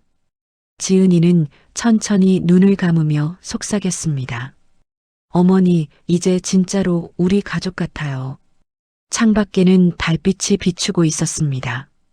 그 빛은 부엌 창문을 스쳐 식탁 위 남은 국물에 잔잔히 반사되었습니다. 그 작은 빛이 마치 시어머니의 미소처럼 느껴졌습니다. 봄이 왔습니다. 긴 겨울 동안 얼었던 흙이 녹고 길가엔 이름 모를 꽃들이 고개를 내밀었습니다. 산수유가 노랗게 피어있는 마을 어귀로 버스 한 대가 천천히 들어왔습니다. 그 버스에서 지은이가 내렸습니다. 손엔 과일 바구니와 작은 화분 하나가 들려 있었죠. 이제는 그냥 가족을 만나러 오는 거야. 그녀는 스스로에게 그렇게 말하며 시어머니의 집 쪽으로 발걸음을 옮겼습니다. 대문을 열자 안쪽에서 익숙한 목소리가 들렸습니다. 지은아, 왔니? 순애는 마당에서 고추 모종을 옮겨 심고 있었어요. 햇살이 머리카락 위로 내려앉아 그녀의 모습이 한 폭의 봄 그림처럼 보였습니다. 어머니, 지은이는 달려가 순애의 옆에 쪼그려 앉았습니다. 이거 제가 사왔어요. 집안에 두면 좋을 것 같아서요. 그녀는 작은 화분을 내밀었습니다. 분홍색 카랑코에 꽃이 피어 있었습니다. 순애가 미소를 지으며 받았습니다. 이쁘다. 이런 건 매일 물 안 줘도 잘 자라지? 네, 그래요. 그냥 햇살만 잘 받으면 돼요. 햇살만 잘 받으면 그래. 사람도 그렇지. 두 사람은 한동안 그 말을 곱씹으며 웃었습니다. 그 웃음에는 이제 더 이상 어색함도 거리감도 없었습니다. 점심시간이 되어 지은이는 부엌으로 들어갔습니다. 어머니, 오늘은 제가 끓일게요. 그래, 나야 좋지. 지은이는 장독대에서 된장을 한 숟가락 퍼왔습니다. 그건 순애가 띄운 된장이었죠. 그 향은 여전히 구수하고 어쩐지 고향 같은 냄새가 났습니다. 순애는 지은이 옆에서 팔을 썰며 말했습니다. 이젠 손이 익었네. 이제 내 자리 빼앗기겠는데? 아니에요, 어머니. 이 맛은 평생 따라가기 힘들죠. 두 사람의 대화 사이로 웃음소리가 부엌 가득 번졌습니다. 식탁 위엔 된장찌개, 무나물, 봄동 겉절이, 그리고 밥 두 공기가 올랐습니다. 순애와 지은이는 마주 앉아 숟가락을 들었습니다. 지은아, 이젠 마음이 좀 편하니? 네, 어머니. 예전엔 자꾸 비교당한다고 생각했는데 이젠 그게 사랑이었단 걸 알아요. 순애가 고개를 끄덕였습니다. 그래. 사람 마음은 말로 닿지 않아도 밥상 위에서 닿을 때가 많단다. 그 말에 지은이는 미소 지으며 대답했습니다. 맞아요. 된장 냄새로 마음이 이어질 줄 몰랐어요. 두 사람은 그렇게 식사를 마쳤습니다. 그리고 순애가 말했다. 이따가 민수도 오기로 했단다. 정말요? 응, 우리 셋이 오랜만에 밥 먹자. 그 말에 지은이의 눈빛이 반짝였습니다. 좋아요. 이번엔 제가 밥상 차릴게요. 어머니는 그냥 앉아 계세요. 순애는 그 말을 들으며 조용히 웃었습니다. 이제야 진짜 식구가 됐구나. 창밖으로 바람이 불었습니다. 장독대 뚜껑이 살짝 흔들리고 그 위로 햇살이 반짝였습니다. 그날 부엌에서 피어오른 된장 향기는 마을 골목 끝까지 번져나갔습니다. 그리고 그 향 속에는 오랜 세월의 상처가 천천히 녹아내리고 있었습니다. 해가 서쪽으로 기울며 마을에 황금빛이 내려앉았습니다. 부엌 창문을 통해 부드러운 빛이 들어오고 냄비 위로는 된장찌개의 김이 천천히 피어올랐습니다. 민수야, 다 됐다. 들어와라. 순애가 마당 쪽으로 소리쳤습니다. 잠시 후 문이 열리며 민수가 익숙한 미소를 지으며 들어왔습니다. 와, 냄새부터 다르네. 이게 바로 어머니 표와 지은이 표 합작인가요? 지은이가 웃으며 대답했습니다. 이번엔 제가 끓였어요. 근데 된장은 어머니 거예요. 그럼 이건 반반이지. 민수가 농담을 던지자 순애가 웃음을 터뜨렸습니다. 그래, 반반이면 딱 좋다. 우리 가족도 이제 반씩 나눠야지. 기쁨도 힘듦도. 세 사람은 식탁에 마주 앉았습니다. 식탁 위에는 된장찌개, 봄동 겉절이, 고등어 조림, 그리고 순애가 직접 구운 달걀말이가 놓여 있었습니다. 달걀말이의 노란빛이 창가의 석양빛과 어우러져 따뜻하게 반짝였어요. 민수가 젓가락을 들며 말했습니다. 이렇게 셋이 밥 먹는 게 얼마만이지? 글쎄다, 작년 추석쯤이었나? 순애가 대답하자 지은이는 살짝 웃으며 고개를 끄덕였습니다. 그땐 좀 어색했죠. 이젠 안 어색하잖아. 민수가 말하며 두 사람을 번갈아 보았습니다. 그 말에 두 여자는 동시에 웃었습니다. 순애가 조심스레 물었습니다. 지은아, 그동안 미웠던 거 다 풀렸니? 네, 어머니. 이젠 미움보다 고마움이 더 많아요. 그래, 나도 마찬가지야. 순애는 젓가락을 내려놓고 지은이의 손을 살며시 감쌌습니다. 그 손은 이제 낯설지 않았습니다. 손등의 따뜻한 체온이 서로에게 스며들었죠. 민수야. 네, 엄마. 이제 내가 우리 둘 사이에서 중간 역할 안 해도 되겠다. 그럼 전 뭐해요? 그냥 밥 먹고 잘 살아라. 그 말에 세 사람은 동시에 웃음을 터뜨렸습니다. 창문 밖으로 저녁 노을이 천천히 사그러졌습니다.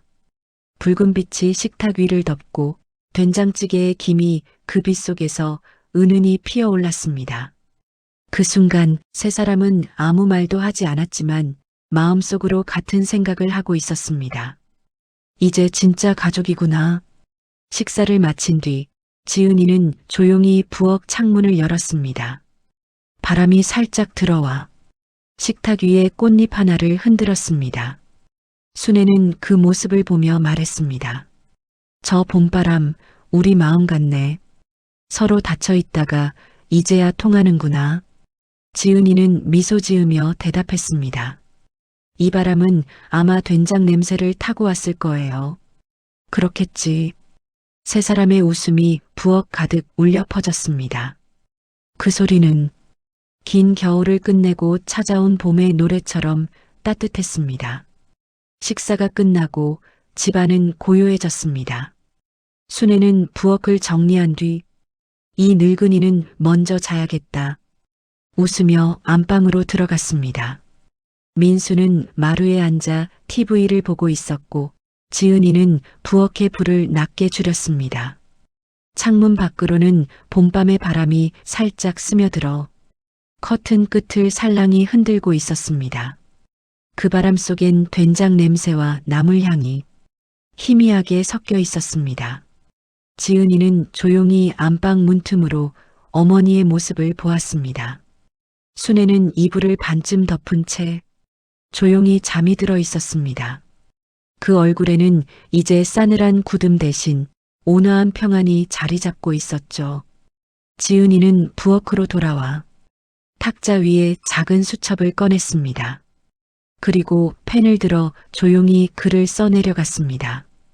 2025년 봄 시골집에서 오늘 어머니와 밥을 함께 먹었다. 예전엔 그 식탁이 늘 조심스러웠다.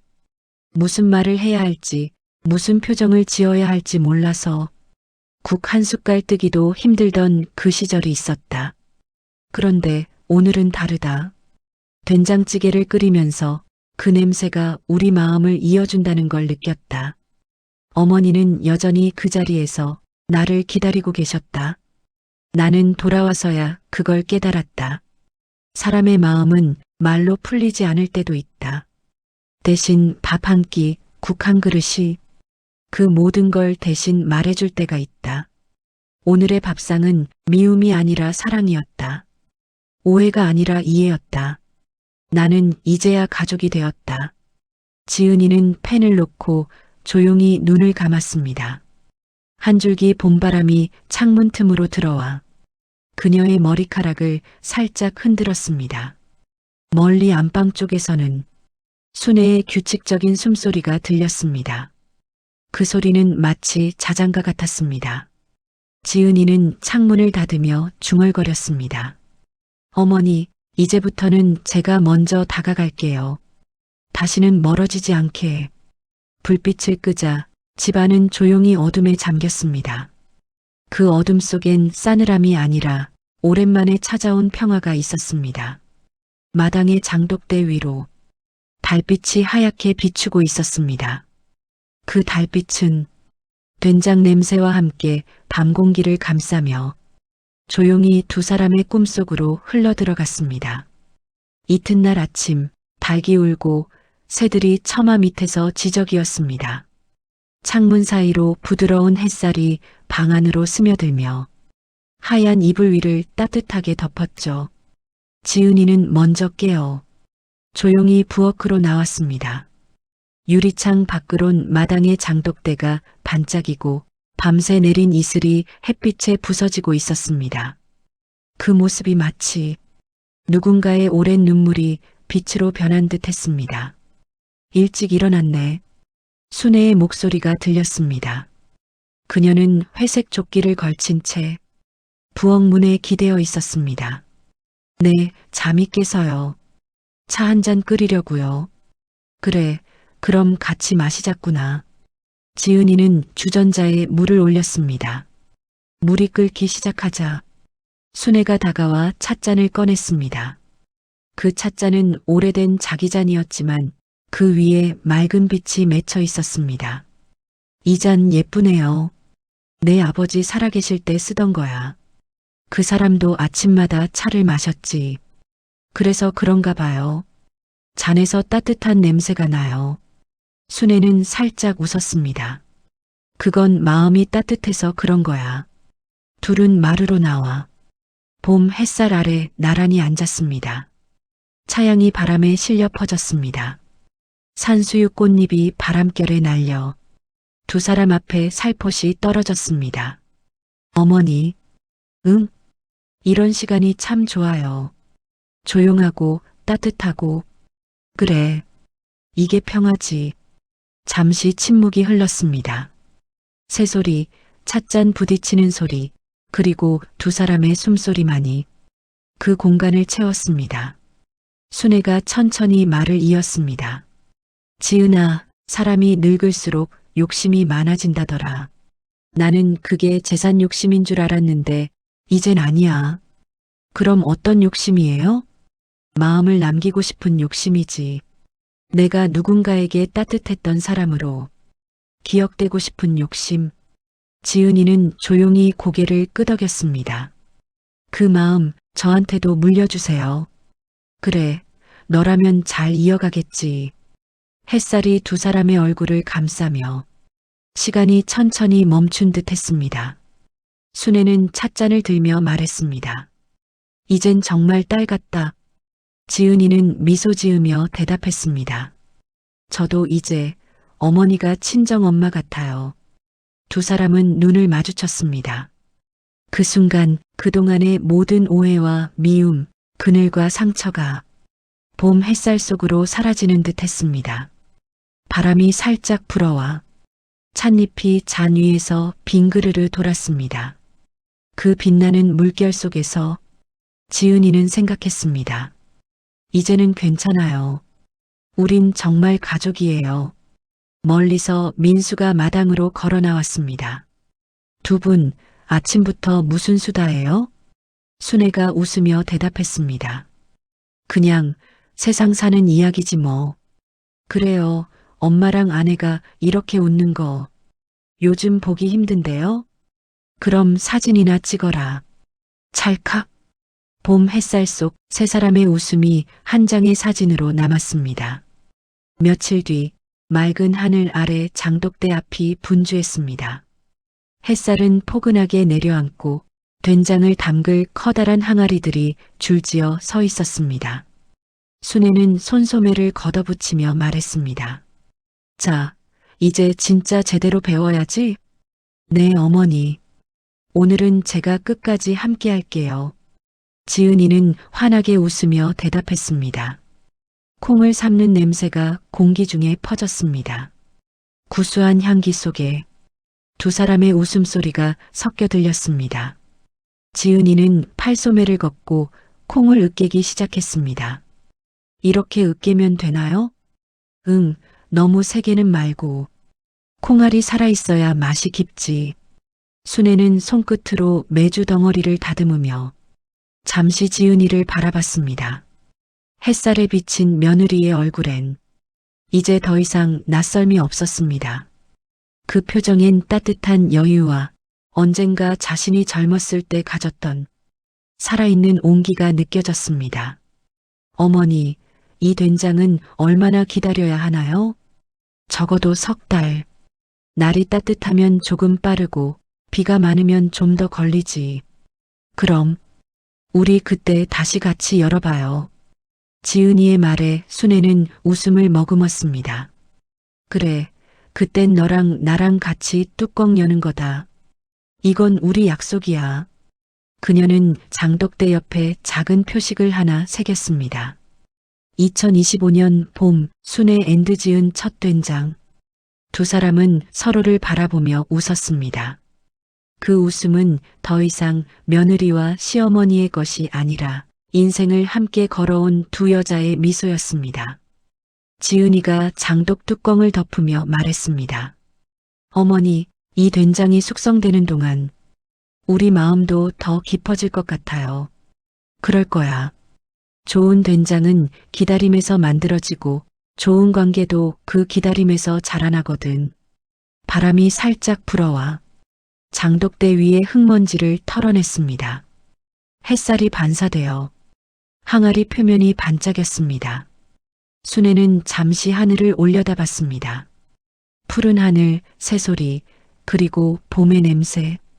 그녀는 천천히 속삭였습니다. 이제 참 좋다. 지은이도 미소 지으며 대답했습니다. 네, 어머니.